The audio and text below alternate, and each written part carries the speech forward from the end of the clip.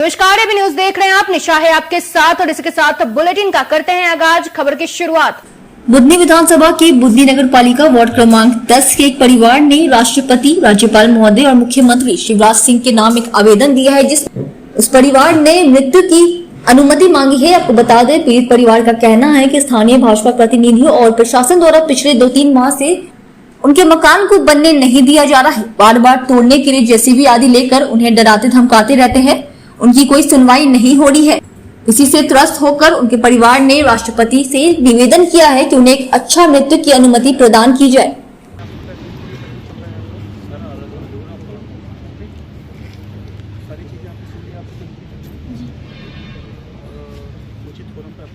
आवेदन को ना तो निरस्त किया गया है, ना ही उस पर कुछ कार्यवाही की गई है। केवल बस अनुचित कार्यवाही करके हमारे बार जेसीबी लाकर हमें मानसिक प्रताड़ना दी जा रही है, बार पर कार्यवाही की जा रही है। और इसके लिए हमारे पास वीडियो है, सब कुछ है। और इसके लिए हम लोगों ने, ऐसा नहीं है कि पहली बार है, हमने नगर पालिका में भी कई बार, सीएम हाउस में भी कई बार आवेदन किया। सीएम हाउस की पूरी जानकारी है कि क्या हो रहा है यहाँ पर, यहीं से फोन गया था कि किसके दबाव में ये काम हो रहा है। हमारा पढ़ा लिखा परिवार है, मैं IAM ग्रेजुएट हूँ, मेरी बहन चार्टेड अकाउंटेंट है, मेरी छोटी बहन मेरी ग्रेजुएट है, PhD की तैयारी कर रही है। हम पढ़ा लिखा परिवार है। हमने राज्य अध्यक्ष से निश्चय किया और हमने आपसी सहमति से ये निश्चय किया है कि अभी हमें न्याय नहीं चाहिए है, क्योंकि हम ये समझ चुके हैं कि जो बुधनी का शासन, प्रशासन और CMO सतीश मालवीय जी हमारे साथ न्याय नहीं होने देंगे कभी भी।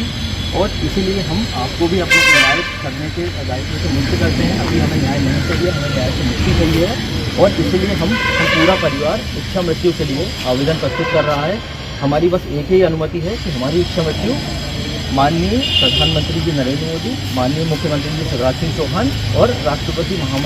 अब ये यहाँ के पार्षद इनसे पूछते क्या पूरा मसला क्या है, बताइए आप।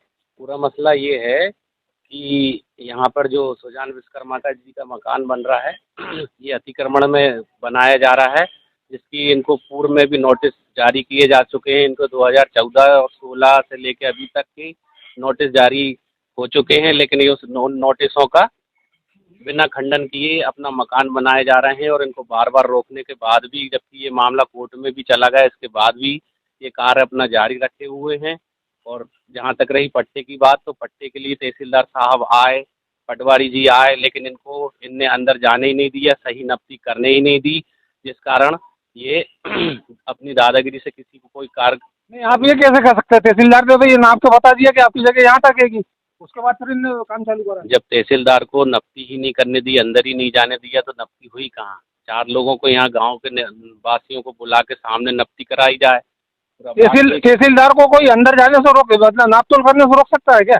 जब हमारे CMO साहब को रोक सकते, तहसीलदार साहब को रोक सकते। अब सबने तो देखा कि यहाँ तहसीलदार साहब को कहीं को अंदर ही नहीं जाने दिया। पार्षद साहब का ये कहना है कि तहसीलदार और CMO को अंदर नहीं जाने दिया गया है और नाप तोल सही नहीं हुई है।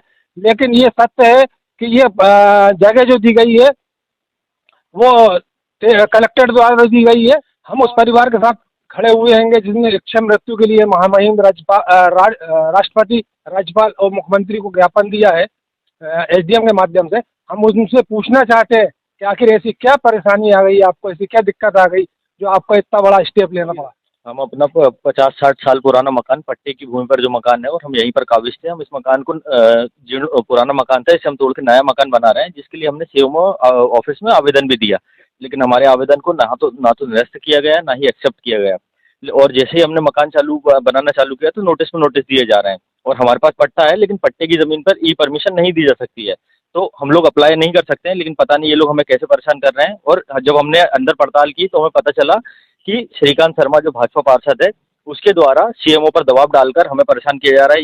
ये बात हमने सारे आला अधिकारी, CMO, SDM बुधनी, तहसीलदार बुधनी, यहाँ तक कि CM हाउस तक हमने ये बात पहुँचाई है, लेकिन हमारी कहीं पे भी सुनी नहीं जा रही है। इसलिए परेशान होकर हमने इच्छा मृत्यु के लिए। इतना बड़ा काम इच्छा मृत्यु का आपके क्यों लेना पड़ा?